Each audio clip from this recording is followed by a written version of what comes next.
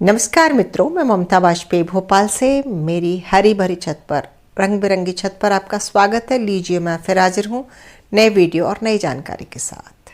गर्मियाँ शुरू हो गई हैं, फरवरी ख़त्म होने वाला है और मार्च शुरू होगा। तो मार्च ख़त्म होते तक, बल्कि 15 मार्च तक, यानी कि गर्मी थोड़ी सी बढ़ने से पहले ही कुछ पौधे ऐसे हैं उनकी जगह बदल देना चाहिए। ऐसे पौधे जिन्हें तेज़ धूप बिल्कुल पसंद नहीं है। और कुछ पौधे तो ऐसे होते हैं, जैसे कि ये मैं डेनियम दिखा रही हूँ, कि ये धूप में बहुत प्रसन्न है, पर जो पौधे धूप में जल जाते हैं और फिर उनकी रौनक चली जाती है। तो आज बात कर लेते हैं उन्हीं ऐसे पौधों के बारे में। तो पहले नंबर पर जो प्लांट आता है उसका नाम है रबर प्लांट। नर्सरी में ये आपको इंडोर प्लांट कहकर बेचा जाता है, लेकिन ये इंडोर प्लांट नहीं है। अगर इसे ऐसी जगह पर रख देते हैं जहाँ इनडायरेक्ट सनलाइट नहीं आती हो और बहुत लंबे समय तक रखते हैं, तो इसके नीचे के पत्ते पीले होकर गिरने लगते हैं। तो ये इंडोर है, लेकिन इसको इनडायरेक्ट सनलाइट चाहिए। तो हम बरसात में और सर्दी में इसे बाहर रख देते हैं। मैं तो रख देती हूँ, छत पर भी रख देती हूँ, ऐसी जगह पर जहाँ मॉर्निंग की थोड़ी देर की हल्की सी धूप आती है, और ऐसे में ये बहुत अच्छा चलता है। लेकिन अब देखिए, गर्मियाँ आ गई और इसको सुबह की धूप भी, क्योंकि सुबह की धूप भी अब फरवरी ख़त्म होते होते मार्च तक तो बहुत ही हार्श लाइट हो जाएगी, तो पत्ते जल जाएंगे, पौधा पूरा बेरौनक हो जाएगा। तो 3 महीने के लिए इसे इंडोर प्लांट की तरह रखें। साथ ही ये भी ध्यान रखें कि इसको इस डायरेक्शन में रखें जहाँ खिड़की वगैरह से तेज़ लाइट आती हो, और इसको बीच में गोल गोल घुमाते भी रहें ताकि इसको चारों तरफ से लाइट लगे। और इससे मिस्टिंग बहुत पसंद है, तो गर्मियों में आप मिस्टिंग करें और इसके पत्ते साफ़ कर दें तो ये बहुत बढ़िया चलेगा। और अभी तक अगर जगह नहीं बदली है तो इसकी जगह ज़रूर बदल दें। दूसरे नंबर पर जो पौधा आता है उसको आप मनी प्लांट कह सकते हैं, या ये फाइलोडेंड्रोन की ही एक वैरायटी है। मैं इसे वेरीगेटेड मनी प्लांट ही कहती हूँ। शायद इसका कोई और नाम हो जिसे आप बेहतर जानते हो। अगर जानते हो तो बताइए। पिछले साल 2 पौधे खरीदे थे और अब ये बहुत अच्छे ग्रोथ कर गए। तो सबसे पहले तो काम मैंने इसमें ये किया कि एक मॉस स्टिक मेरे पास जूट पड़ा था, उससे बनाई है और मैंने इसकी जगह बदल दी है। तो ये भी बहुत ही कम धूप झेलने वाला पौधा है, अंदर बहुत अच्छा चलता है, ठीक मनी प्लांट की तरह ही व्यवहार करता है। इसके हर उस पे एरियल रूट्स होती हैं हर नोड पर। तो देखिए, एरियल रूट से ये मॉइस्चर लेता है, तो इसको तो आप रोज़ ही मिस्टिंग कर दें तो एरियल रूट से ये मॉइस्चर को लेगा और ये ग्रोथ करेगा। और अगर मॉस स्टिक जैसी कोई चीज़ लगा देते हैं तो इसकी हेल्थ अच्छी होगी। लेकिन मार्च लगने से पहले ही इसे ऐसी जगह पर रखें जहाँ डायरेक्ट लाइट बिल्कुल भी ना पड़े।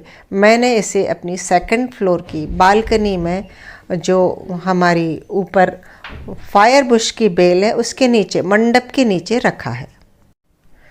मैं मनी प्लांट को भी इसी के साथ इसी श्रेणी में रखूँगी, मतलब नंबर 2 पर ही रखूँगी। तो जो मैंने पहले पौधा दिखाया, भले ही वो फाइलोडेंड्रोन हो, इसके अलावा कोई सी भी फाइलोडेंड्रोन हो या कोई सी भी मनी प्लांट हो आपकी, चाहे वो वेरीगेटेड हो या ये सिंपल पोथो हो। और देखिए, मैंने यहाँ एक और रबर प्लांट अंदर छाया में रखा है। तो आपके मनी प्लांट की सारी वैरायटीज़ को आप अब अंदर कर लें। बरसात में मैं इन्हें बाहर करती हूँ, क्योंकि बरसात के पानी में नाइट्रोजन होता है और ये बहुत हेल्थ ले लेते हैं। लेकिन सर्दियों में डॉर्मेंट हो जाती है। ये देखिए, कुछ मेरे छोटे उसमें लगी है पॉट्स में, इसे मैंने सीढ़ी पर रख दिया नीचे ले जाके। एक एक करके धीरे धीरे मैं इनकी जगह चेंज कर रही हूँ और इन्हें मैं छाया में ला रही हूँ। और हाँ, इनके साथ आप निश्चिंत रह सकते हैं, ये घर के अंदर भी रह जाएंगी 2 महीने 3 महीने। हाँ, बस आप इसको मिस्टिंग करते रहें, कभी कभी पूरा धो दें, नहला दें, ओवर वाटरिंग नहीं करें, लेकिन नमी बनी रहे, बस इतना ख्याल रखना है। तो आपकी ये मनी प्लांट बहुत हरी भरी रहेगी। अगर आपने ऐसी जगह रखा जहाँ डायरेक्ट लाइट आती है तो इसकी टिप्स बर्न हो जाएंगी, पत्ते बर्न हो जाएंगे और पौधा मरेगा तो नहीं, लेकिन बेरौनक हो जाएगा। तीसरे नंबर पर जो पौधा आता है ये भी आपको मार्केट में इंडोर प्लांट कहकर मिलता है। हाँ, ये बिल्कुल इंडोर प्लांट है। इसका नाम है जी प्लांट और ये एक ऐसा पौधा है कि ये सबसे लंबे समय तक घर के अंदर रह सकता है और ये ऐसी जगह पे भी रह सकता है जहाँ इनडायरेक्ट लाइट भी कम आ रही हो। मैं ये नहीं बोल रही हूँ कि बिना इनडायरेक्ट लाइट के रह सकता है। बिना लाइट की कोई भी पौधा बहुत लंबे समय तक नहीं रह सकता, लेकिन ये 3 से 4 महीने 5 महीने भी रह जाएगा। उसके बाद पत्तियाँ इसकी डल हो जाएंगी और टहनियाँ लंबी लंबी लगी लगी हो जाएंगी। तो अगर आप चाहते हैं कि हेल्दी रहे तो इसको भी आप ऐसी जगह रख सकते हैं जहाँ थोड़ी बहुत लाइट आती हो, या आर्टिफिशियल आप बल्ब की लाइट लगा के रख सकते हैं।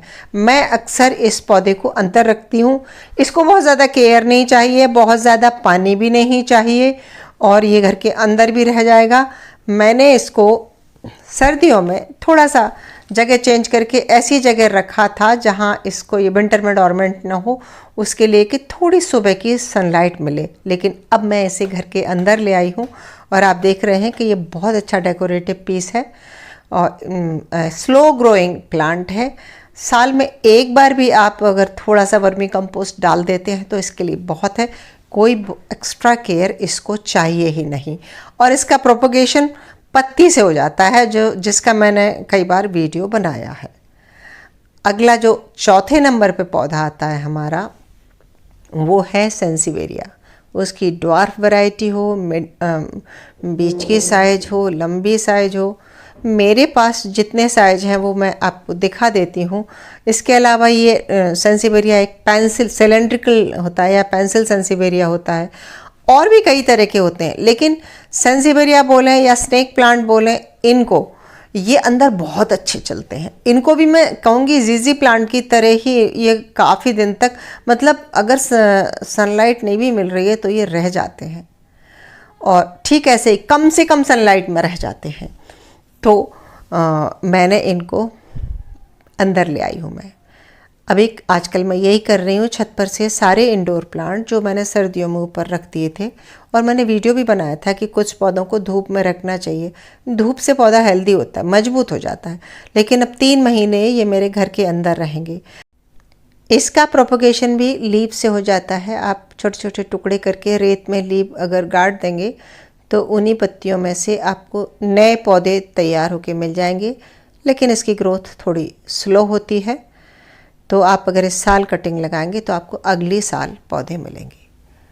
अगला जो प्लांट है हमारा 5वें नंबर पर, ये स्पाइडर प्लांट है। इसको भी, ये भी सेमी शेडेड है, तो हैंगिंग प्लांट है। इसमें जो वेरिगेशन वाला आता है, मेरे पास केवल एक ग्रीन है, उसकी भी जगह बदल देना चाहिए। इसे मैं छत पर ही रख रही हूँ, लेकिन मेरी छत पर जहाँ मेरी जो सीढ़ी है उसके ऊपर जो शेड बनी हुई है टीन की, मैंने उसके नीचे शिफ्ट किया है और यहाँ डायरेक्ट सनलाइट बहुत कम आती है। मॉर्निंग के सनराइज से लेकर सनसेट तक कभी यहाँ धूप पड़ती ही नहीं है। लेकिन हाँ, यहाँ गर्म हवा है और जब और मई जून आएगा तो हवा रहेगी, तो इसको गर्म हवा भी पसंद नहीं है। आपके पास अगर अंदर बालकनी में टांगने की जगह है तो आप इसे इसकी जगह ऐसी जगह कर दें जहाँ इनडायरेक्ट लाइट अच्छी आए और डायरेक्ट धूप नहीं पड़े, वरना इसकी भी टिप जल जाएंगी। और जो इसमें पप्स निकलते हैं उन्हें भी अब काट के आपिए और अभी रिपोर्ट कर दें कहीं, क्योंकि ज़्यादा गर्मी होगी तो उसके जो एरियल रूट हैं वो ख़राब हो जाएंगे। 6वें नंबर पर जो पौधा आता है वो है फर्न, फॉक्सटेल फर्न। ये बोस्टन फर्न हो, फॉक्सटेल फर्न हो या कोई सा भी फर्न हो। फर्न वैसे भी पहाड़ी इलाके का ठंडे मौसम का पौधा है, हमारे मध्य प्रदेश में चल जाता है जैसे तैसे।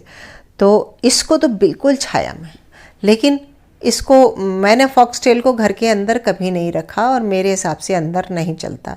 ये देखिए, एक और एग्लोनिमा की वैरायटी रखी है।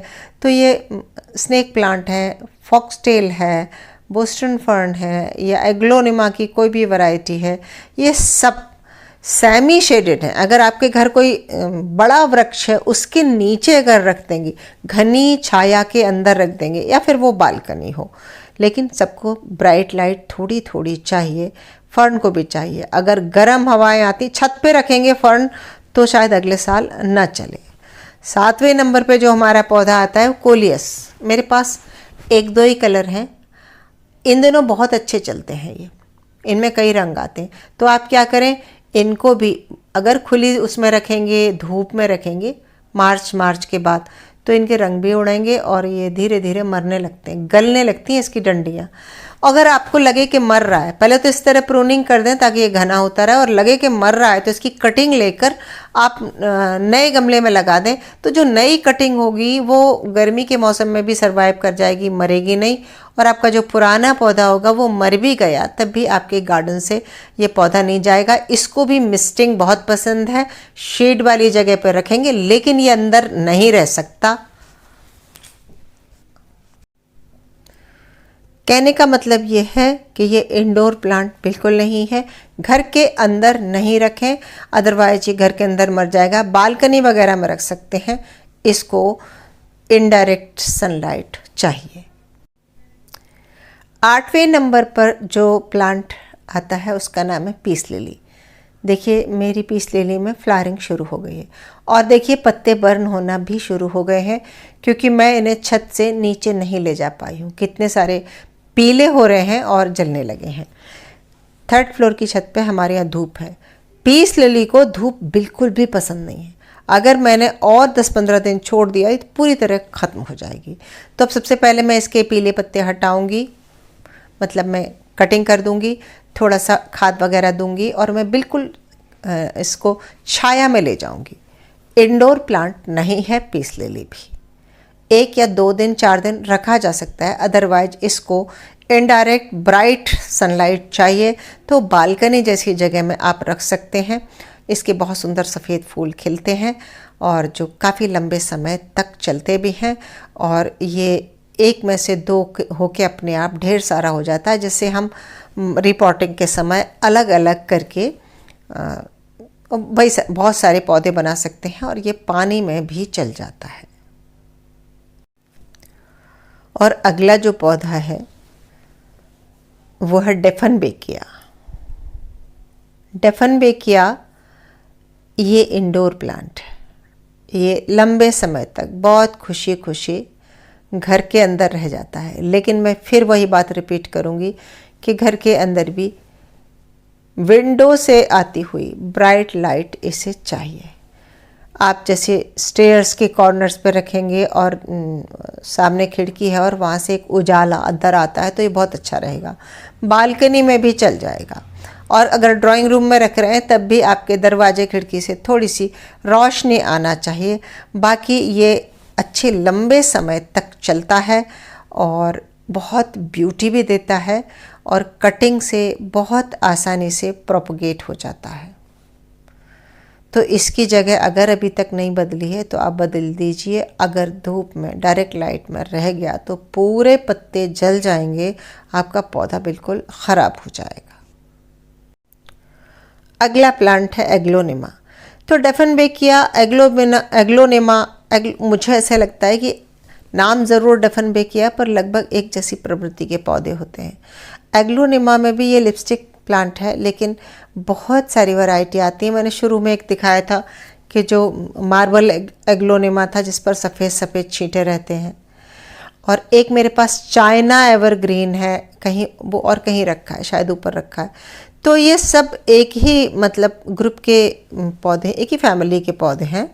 तो इनको, मनी प्लांट को, डेफनबेकिया को, एग्लोनिमा को और स्नेक प्लांट को, स्नेक प्लांट इस फैमिली का नहीं है लेकिन स्नेक प्लांट को भी सबको अंदर रख देंगे आप। देखिए मैंने ये एग्लोनिमा तो कई दिनों से अंदर रखा है, और मैंने वीडियो बनाया था कि सर्दियों में इसको मैंने बाहर रख दिया था बालकनी में, ऐसी जगह पर कि जहाँ बाहर की थोड़ी सी मॉर्निंग की लाइट, सनलाइट आती थी, क्योंकि बहुत ठंड थी तब इसको वो सनलाइट चाहिए थी ताकि इसकी मिट्टी लगातार गीली न बनी रहे और ये इसको हीट मिले और ये डॉर्मेंट ना हो जाए। लेकिन अब गर्मियों में अगर लू के थपेड़े पड़ेंगे तो इसके पत्ते बर्न हो जाएंगे और आपका ये एग्लोनिमा बिल्कुल ख़राब हो जाएगा, चाहे फिर वो लिपस्टिक हो या सिंपल ग्रीन हो।